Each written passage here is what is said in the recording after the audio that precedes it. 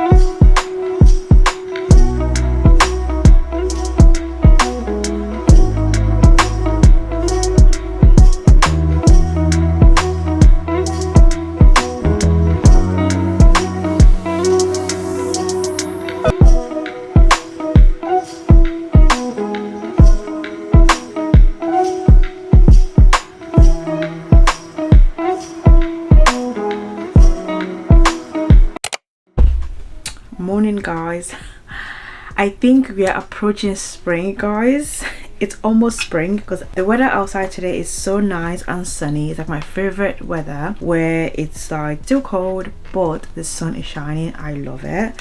Anyway, good morning. It's now Sunday and I don't think I really spoke to you guys. Actually, after I spoke to you, I don't think I spoke to you guys at all yesterday. So obviously you guys went with me to Waterstones, the big one. Oh my god, I wish I went earlier. I was only there, I was like, oh, I'll be there for an hour, and literally I walked around. It's like, I think it's about 7 floors. There's loads of floors, so I was only able to do like maybe 2 floors. And I look at my watch, I got there for like 12 o'clock and I was like, okay, I will be done by 1 and I can then maybe nip to another bookstore. I'm sorry, by the time I looked at my watch, I was like 4 hours in. I had to, like, it was like 3 o'clock. I had to get to lunch at like 3:30. So oh my god, I could spend the entire that bookstore. I cannot believe I've not been before. I can't believe I've lived in London for 8 years and I've never been. It's actually crazy to me. It's like I'm gobsmacked that I've missed out. And when I went in there was a book signing. Chioma Ngozi, the author of Americana, she was there.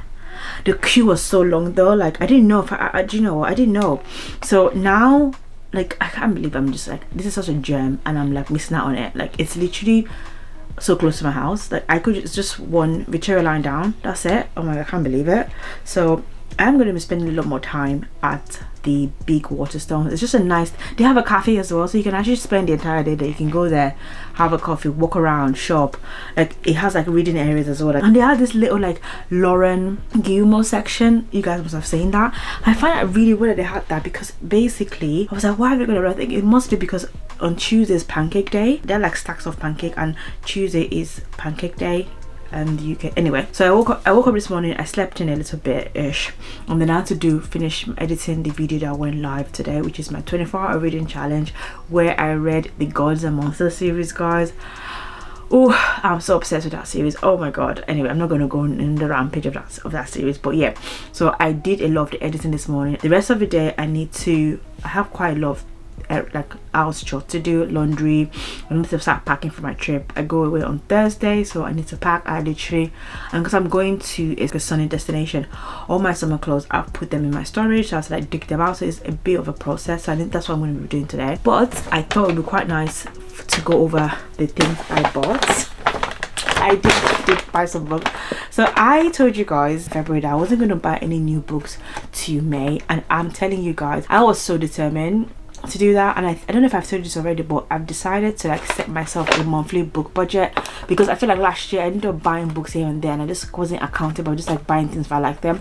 So this year I was like, okay, you know, financially plan for this. I can't just be buying book, like spending like hundreds and hundreds of pounds on books every single month. I'm going to assign myself a monthly book budget. That's what I've done. So literally I've basically spent my March book budget in the shop. With the budget for this month, I bought the books in this book and I pre-ordered another book, which I will tell you guys about. That book is probably going to come on Tuesday now. You guys could guess from this, but let's just do a quick little haul of the things we picked up at Waterstones. The most important thing I bought is this.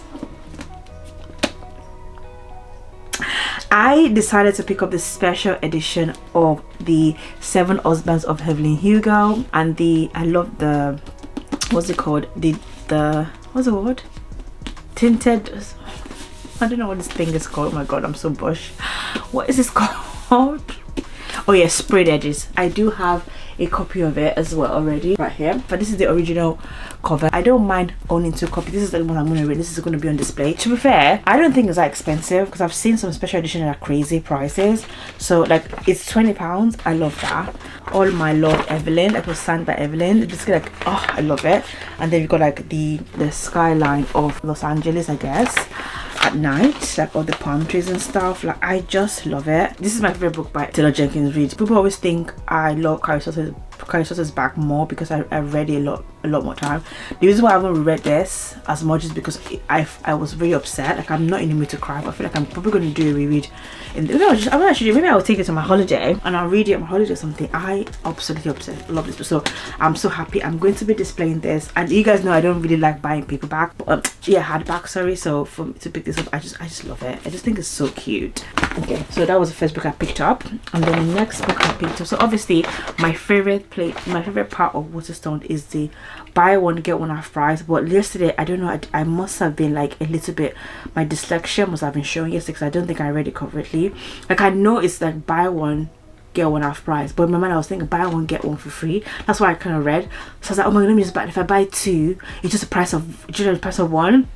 And then I got to the till and I was kind of thinking, shit, it's not, it's buy one get one half price. So it's just, even though I have no regrets getting them. So I picked up like 4 books from that deal anyway. So the first book I picked up is Wild Highs by Elsie Silver. I absolutely love this series. I have the first book, which is Wild Love. I have that, and I have bought the second book, and I've already pre-ordered a third book that comes out on Tuesday the 4th of March. It's so funny because it comes on the 4th of March and it's pancake day, so I probably like make some pancakes and then I read it. I don't know why.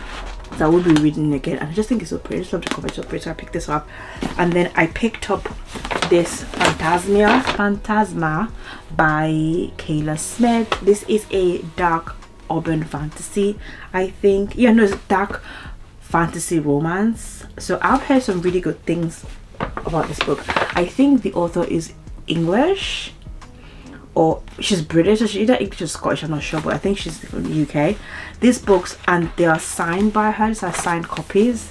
So these are signed copies they had. Oh, that's quite cute. Obviously signed by the author. I'll take the stickers off. But yes, welcome to Phantasmia. There are only 2 rules to the game: stay alive and don't fall in love. When Octavia's sister disappeared, there's only one way to save her. Octavia must enter Phantasmia, a deadly contest inside a haunted mansion, and claim its prize, a single wish. In a maze of twisting corners and lavish ballrooms, Octavia will face 9 challenges, each more dangerous than the last. Just as fear threatens to overwhelm her, a mysterious stranger offers her a bargain. Charming, arrogant, and infuriatingly attractive Blackwell claims he can guide her through the little trial ahead. Octavia knows she shouldn't trust Blackwell. Worse still, she feels a dark and irresistible attraction drawing them closer and closer. And in Phantasmia, the only thing deadlier than losing the game is losing your heart. Okay, it's supposed to be dark. I think it's just like a standalone. So yeah, so I picked that up. And then the next book I picked up, which I don't know why I picked this up, I just did. It's the 3rd book in the Vancouver Storm series. It's so funny because I have book 1, I don't have book 2, but then I couldn't find book 2, and this was on a deal, so I just thought, you know, I had to make up. I just needed one to make up to complete the deal, and this was the one I reached for. And then the last book I picked up, which I can't believe I picked this book up, but I got so excited. Like, I don't know, when I'm in the bookstore, I feel like I lose my brain. I just get so overwhelmed by all the books. I'm just like, oh my god, I'm just so happy to be there. I just want everything. So when I picked this book, I was just like, it's such a weird for me to pick this book because it's basically part of a series. I haven't read it yet, and the first 2 books I read in this series, they were okay. They were not like my favorite, but I heard that this book in the series is one of the best books in the series, and is a romance. I've literally never read an romance, like a fully romance. I've read books where secondary characters are in an relationship, or they're like, you know, like side characters and things like that, but not a book where the entire main characters are the male. So okay, that's fine. So this is a dark romance. You guys probably have guessed what the book is. It's God of Fury by Rena Kent. So when I was at books, because obviously I picked a Rena Kent book for my March TBR. It's the trilogy of hers. I think it's my blood of my monster. So when I saw this in the deal, I was like, let me just go and see if I can find the book I actually have on my TBR. Maybe if I'll use that instead, but I couldn't find it. They only had this series, because I think this series, they were self-published by Rena Kent. Now they are being traditionally republished in the UK, which is why they are like, look, they're in the store. So they had book, I think they had book 1 and 2, whatever. But also, and they're quite chunky, because I've read the 2 books I read in the series on my Kindle, so I didn't know how chunky they would be, but this is actually a chunky book. And the back just looks, when I read the book, I was like, this sounds nice, and it's dark romance, and you know, it's a dark romance queen. So I just thought it's such a weird thing to buy the one book in a series when I'm like, you know, whatever, I don't have gender series. But I feel like this one, people say this is really cute because apparently Nikolai, so if you're reading this book, Nikolai is the most diabolical character out of all the cast member of this book. The series, sorry, is the most diabolical one. I think it is. So I can imagine he would be I very high key stalker. And Brendan, I like Brendan because Brendan is the brother of the FMC of the first book, God of Malice, and is one of her older twin brothers, and is the good twin because the bad twin, I don't like him. So it'd be quite interesting because it sounds like Brandon is not out yet. So it's like Brandon King never thought he was attracted to men. Truthfully, it never been that drawn to anyone until he collided with Nikolai Sokov, the notoriously violent mafia head. Nikolai is fixated on Brandon, the quiet artist golden boy, and his enemy's twin brother. They couldn't be more different, but once Nikolai crashed into Brandon's world, he refused to let him go. Now Brandon's carefully controlled life is on the verge of unraveling. Will Nikolai's obsession destroy him or ignite something far more intense? I can imagine Nikolai being very intense. I think he has is on the spectrum and or something. It's just his personality, from what I've read so far, I feel like it'll be quite intense in the most psychotic way. Those are all the books I picked up. I am so happy about this book, even though I can't believe I left them in my bag the entire time. So we're going to update. I'm going to update my TBR cart now. So I have to move things around, even though you guys can't see. So at the top here I have all the books from last month that I did not read. So because I didn't read them, they have to be reshuffled back to the bottom. Sorry guys, maybe next month. Actually, some of them I will leave out because I feel like I might read some of them on holiday. Maybe I feel like The Housemaid might be a good holiday read, so I think I'm gonna give that a try. I'm done and dusted. So I'm gonna leave here. March TBR. These are my March TBR books. Like that. This should be like this. So here we have my March TBR.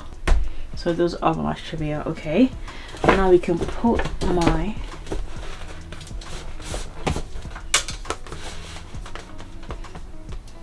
let's put some of the books.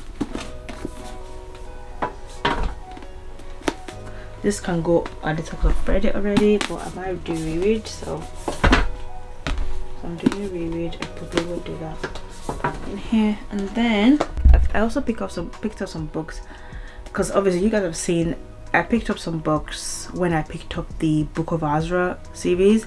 You guys have already seen that, you've seen me read it, but I did also pick up this Crescent City by Sarah J. Maas.